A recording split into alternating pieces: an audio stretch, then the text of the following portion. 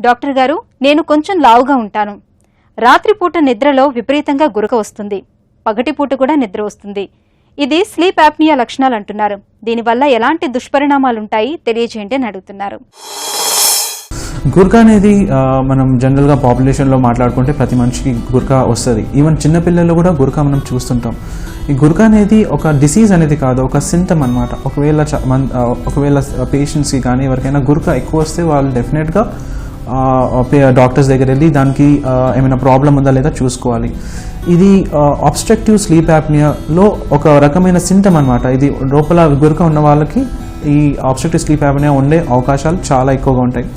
గుర్కా మనము అనుకుంటాం మీకు ఎక్కువ టైర్డ్ ఉంటే మనకు గుర్కా వస్తుంది, లేదంటే రాదు అని అనుకుంటాం. కానీ ఇది యూజువల్గా దీని మెకానిజం ఏంటంటే మనం గాలి పీల్చుకునే శ్వాస దారి అనేది మనకి మజిల్స్తో తయారై ఉంటాయి అనమాట. సరౌండింగ్ మజిల్స్ ఉంటాయి.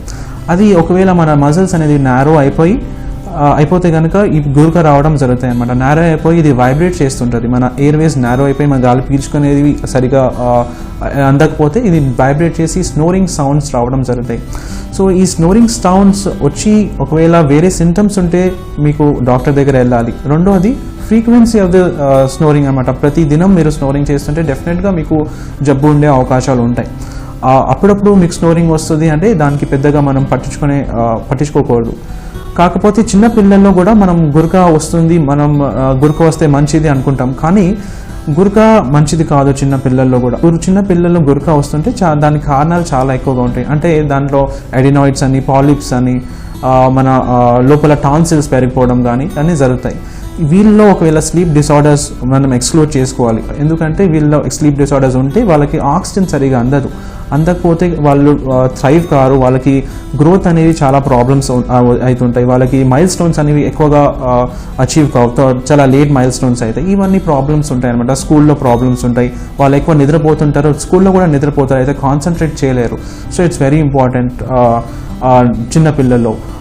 పెద్దవాళ్ళలో వస్తే కనుక వీళ్ళకి యూజువల్గా స్లీప్ యాప్నియా ప్రాబ్లమ్స్ ఉంటాయి. దానికి ఇవాల్యుయేషన్ కోసం స్లీప్ స్టడీ అని చేసుకుంటే వాళ్ళు ఈ ప్రాబ్లమ్ని ఎక్స్క్లూడ్ చేసుకోవచ్చు. లేకుంటే వేరే ప్రాబ్లమ్స్ ఉంటే కూడా మేము చెప్పడానికి అంటే హెల్ప్ చేయడానికి అవకాశాలు ఉంటాయి. మన టీనేజర్స్లో కానీ యంగ్ పీపుల్లో కానీ వస్తే వాళ్ళకి స్లీప్ ప్రాబ్లమ్స్ జనరల్గా వాళ్ళ లైఫ్ స్టైల్ వల్ల వస్తుంటాయి. అయితే వాళ్ళు దీంట్లో చేంజెస్ చేసుకుంటే చాలా వరకు నిద్ర పడుతుంది. సో గుర్కా అనేది మనం అనుకుంటాం ప్రశాంతంగా నిద్రపోతుందని అనుకుంటాం, కానీ గుర్కా అనేది ఒక సింటమ్. సో ఎవరికైనా గుర్కా ఎక్కువగా వస్తుంటే వాళ్ళు డాక్టర్ని కన్సల్ట్ అయ్యి వాళ్ళకి ఏమైనా ప్రాబ్లమ్స్, స్లీప్ రిలేటెడ్ ప్రాబ్లమ్స్ ఉన్నాయా లేవా అనేది వాళ్ళు ఇవాల్యుయేట్ చేసుకుంటే మంచిదండి.